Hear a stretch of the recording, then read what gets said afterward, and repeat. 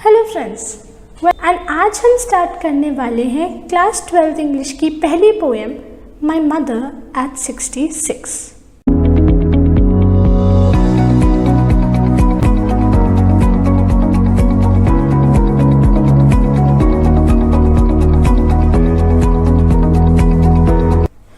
ये पोएम लिखी है कमला दास ने।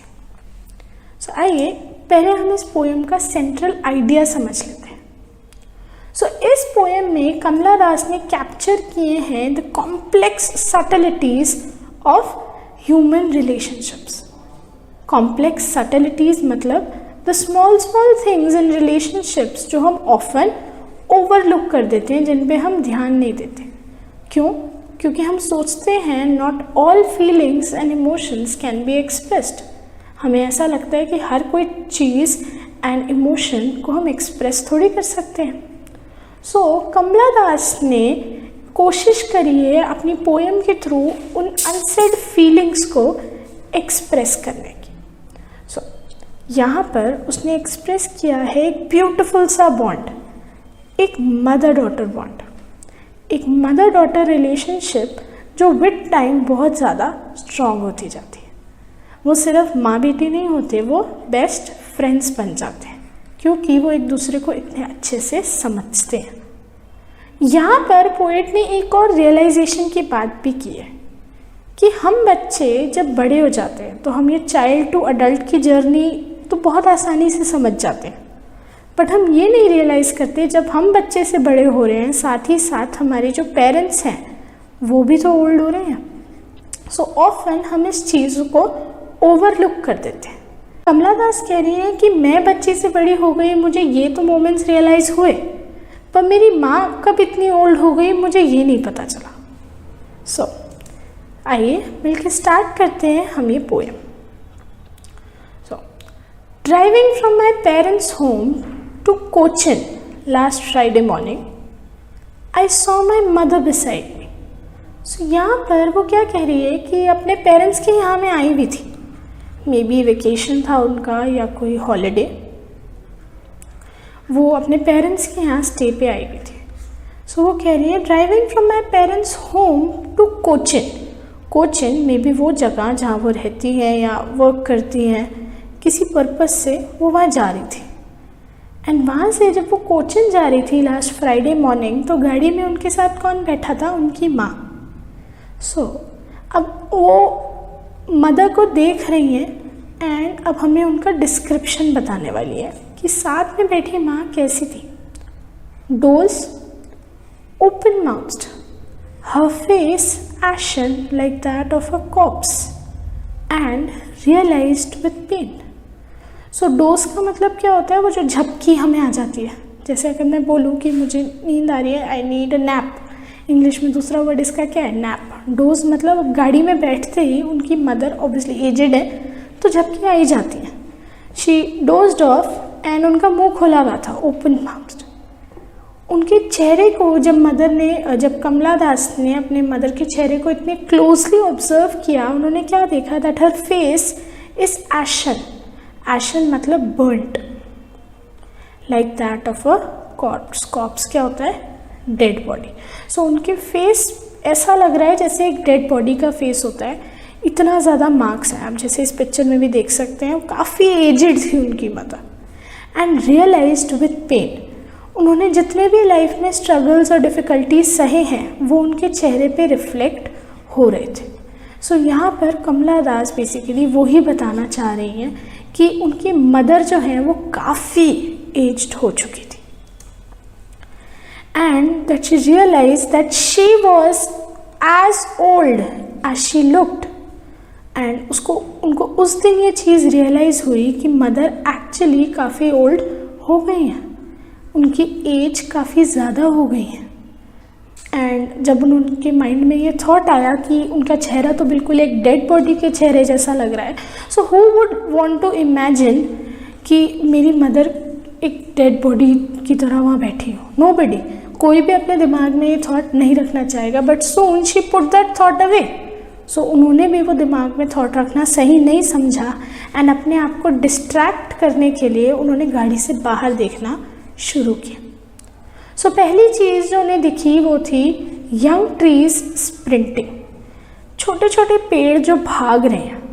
अब आप एक रास्ता है, वहाँ से आपकी गाड़ी इस डायरेक्शन में जा रही है एंड पेड़ अपनी जगह पे ही खड़े हैं। सो आपको क्या लगेगा, पेड़ भी आपके पीछे पीछे भाग रहे हैं, जैसे हमारे को इस इमेज से क्लियर हो रहा है। एंड दूसरी इमेज जो उसने देखी वो थी the merry children spilling out of their homes. Spilling out का मतलब क्या है, coming out of their homes to play, अपने घरों से बाहर निकल रहे हैं, टेंशन फ्री, रिलैक्स्ड, खेल रहे हैं आके। सो अब इन दोनों इमेजेस की सिग्निफिकेंस क्या थी? ये जो यंग ट्रीज हैं ये क्या सिग्निफाई कर रहे हैं? टाइम। हम कब बच्चे से बड़े हो जाते हैं पता नहीं चलता। Time keeps on moving, time चलता जाता है और किसी का भी वेट नहीं करता। सो ये चीज़ पोएट ने उन यंग ट्रीज़ को देख के समझी एंड अपने रीडर्स को भी समझाना चाहिए। एंड दूसरी चीज़ विद दीज चिल्ड्रन, वो क्या कहना चाहती है, जब बच्चे होते हैं ना, no stress, no worries, no anxieties, कोई टेंशन नहीं, कुछ भी नहीं, क्योंकि सारा ये काम सारा किसका होता है? मम्मी पापा का। सारी टेंशन वरीज ये सब मम्मी पापा का काम है, हमारा काम थोड़ी है। बट अब जब बड़े हुए हैं हमें रियलाइज़ हो रहा है कि वो कितना पेन सहते आए हैं हमारी खुशी के लिए। सो यहाँ पर उसने इन दोनों इमेजेस को यूज़ किया है कंट्रास्ट दिखाने के लिए उसके बचपन की लाइफ और अब की लाइफ में। सो अब यहाँ पे वो क्या कह रही है, but after the airport security check standing a few yards away. अब वो एयरपोर्ट पहुँच गए हैं एंड एयरपोर्ट में सिक्योरिटी चेक हो चुका है एंड वो कुछ दूर खड़ी है अब अपनी मदर से। I looked again at her, मैंने अपनी मम्मा की तरफ फिर देखा। Wan pale as a late winter's moon. Wan is का अब डिस्टेंस पे था उनका चेहरा, तो काफ़ी ब्लर्ड सा विजन में, क्लियर नहीं था उनका चेहरा, अनक्लियर था। तो बेसिकली यहाँ पे वो क्या सिग्निफाई कर रहा है, उनका फेस पे से वो जो यूथफुल चार्म था वो ख़त्म हो गया। अब उनके फेस पे रिंकल्स आ गए हैं, स्पॉट्स आ गए हैं, एजेड हो गई है हमारी mother. So wan pale, pale is light yellowish सा शेड, येलो मतलब पीला पड़ गया उनका चेहरा। सो येलोइश सा हो गया उनका face. As a late winter's moon, अब मून यहाँ पे क्यों यूज़ किया गया है, बिकॉज मून पे होते हैं स्पॉट्स। सिमिलरली उसकी मदर के चेहरे पे भी आगे थे spots. And a late winter moon क्या होता है फ्रेंड्स, जो बादलों के पीछे ढका हुआ होता है एंड इतनी दूरी से अगर आप देखो तो आपको क्लियरली दिखता भी नहीं है। तो यहाँ पर उसकी मदर भी उससे अब काफ़ी दूरी पे थी, एकदम सामने नहीं थी कि वो क्लियरली अपने मदर के चेहरे को देख पाए, दूरी पे थी उसकी मदर। एंड इसीलिए उसने उनको कंपेयर किया है as a late winter moon.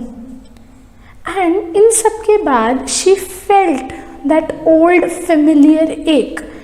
Familiar ache यानी ये दर्द जो उसने पहले भी सहा था, उसके बचपन का सबसे बड़ा डर। अब हर बच्चे का बचपन का सबसे बड़ा डर क्या होता है? सेपरेशन, अपने पेरेंट्स से दूर हो जाना, स्पेशली अपनी मदर से दूर हो जाना। सो यहाँ पर भी पोएट ने फिर फील किया वो डर कि आज अचानक से मुझे वो सेपरेशन का पेन आ रहा है दिमाग में, मैं अपनी माँ से दूर तो नहीं हो जाऊँगी ना। But all I said was see you soon amma. See you सून तो मैंने बोल दिया, बट मुझे ये नहीं पता था कि क्या मैं उन्हें फिर देख पाऊँगी या नहीं। अगली बार जब मैं उनसे मिलने आऊँगी तो क्या मम्मा वैसी होंगी या नहीं। And all I did was smile and smile and smile. मैंने उनको देख के सिर्फ स्माइल किया। क्यों? क्योंकि मैं नहीं चाहती थी कि वो मेरा पेन देखें, क्योंकि अगर वो मेरे चेहरे पे पेन देखती या मेरे चेहरे पे कोई डर देखती तो उनको भी स्ट्रेस, टेंशन या वरी हो जाती। एंड अब मैं उन्हें वो टेंशन नहीं देना चाहती थी और इसीलिए मैंने एक स्माइल के साथ उन्हें गुड बाय कहा एंड उन्हें एक होप दी एंड अपने दिल को भी एक दिलासा सा दिया कि हाँ मैं फिर आपसे मिलने आऊँगी एंड आपको फिर देखूँगी मम्मा। सो ये थी poem my mother eight 66।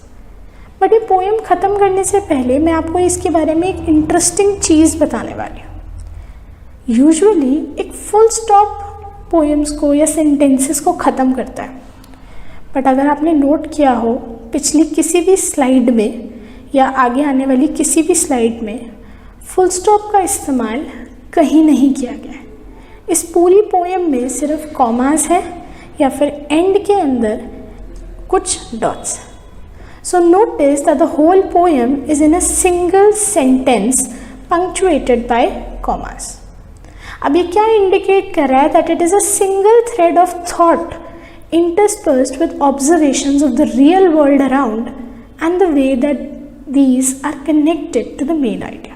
So अगर सिंपल भाषा में आपको इसको समझाऊं, ये क्या कहना चाह रहा है कि ये पूरी पोएम एक थॉट प्रोसेस है। किसकी?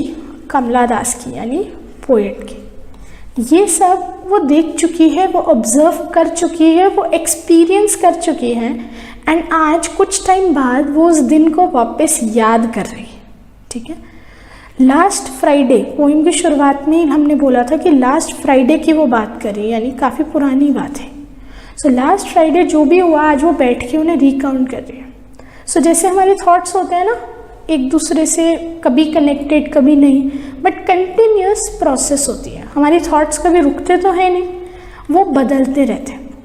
और यहाँ पर भी पोएट ने क्या किया है, अपने इन थॉट्स को लिंक किया है बाहर रियल लाइफ में जो चल रहा है उन चीज़ों से, by using the examples of young tree sprinting and मेरी चिल्ड्रन स्पेलिंग। सो बेसिकली वो अपने थॉट्स को चेंज करने के लिए, यानी डिस्ट्रैक्ट करने के लिए वो इधर उधर अपना ध्यान भटका रही है। पहले वो बात कर रही है कि वो गाड़ी में है, देन वो डिस्क्रिप्शन दे रही है अपनी मदर का, देन अचानक वो बाहर देखने लगी गाड़ी से, और वो फिर से किस पे आ गई? सीधा एयरपोर्ट के अंदर, जब वो दूर से अपनी माँ को ऑब्जर्व कर रही है, और एंड की उनकी फीलिंग्स। सो ये पांचों पॉइंट्स जो हैं कुछ कनेक्टेड हैं, कुछ इंटरकनेक्टेड है, बट कोई प्रॉपर सीक्वेंसिंग वगैरह कुछ नहीं है। एंड एंड में भी वो कंटिन्यू, बहुत सारे डॉट्स ने क्या सिग्निफाई करा कि ये थॉट प्रोसेस अभी आगे भी चल रही थी, बट मदर से रिलेटेड थॉट्स जितने भी थे वो इतने ही थे। सो ये थी हमारी actual poem my mother eight 66। So next slide में अब हम डिस्कस करने वाले हैं इस पोएम के figure of speech. So these are already marked in red, action like that of a corpse, comparison using the word as and like. कौन सा फिगर ऑफ स्पीच होता है फ्रेंड्स? सिमिली। सो इस लाइन के अंदर हमने सिमिली का इस्तेमाल किया है। Next, trees sprinting. ट्रीज होते हैं non living object, and sprinting मतलब भागना। अब ये भागने का कैरेक्टरिस्टिक किसका है? लिविंग बींग्स का। सो जब हम किसी नॉन लिविंग ऑब्जेक्ट को लिविंग बींग्स का कैरेक्टरिस्टिक दे दें तो वो क्या होता है? पर्सोनिफिकेशन। तो यहाँ पर हमने ट्रीज को पर्सोनिफाई किया। एंड पोएम की लास्ट लाइन में आपने देखा smile and smile and smile, यहाँ पे क्या यूज़ हुआ है? रेपिटेशन। एक ही वर्ड को रिपीट किया गया है टू इन्हांस अंडरस्टैंडेबिलिटी। सो ये थे 3 फिगर ऑफ स्पीच जो इस पोएम में पेपर पॉइंट ऑफ व्यू से यूज़ किए गए। नेक्स्ट स्लाइड में मैंने दिए हैं आपको इस पोएम से related important questions. I hope आपको ये पोएम समझ आई हो। किसी भी क्वेश्चन में या इस पोएम में कोई भी डाउट हो तो प्लीज़ मुझे कमेंट करके ज़रूर बताइएगा। नेक्स्ट टाइम तक के लिए थैंक यू सो मच।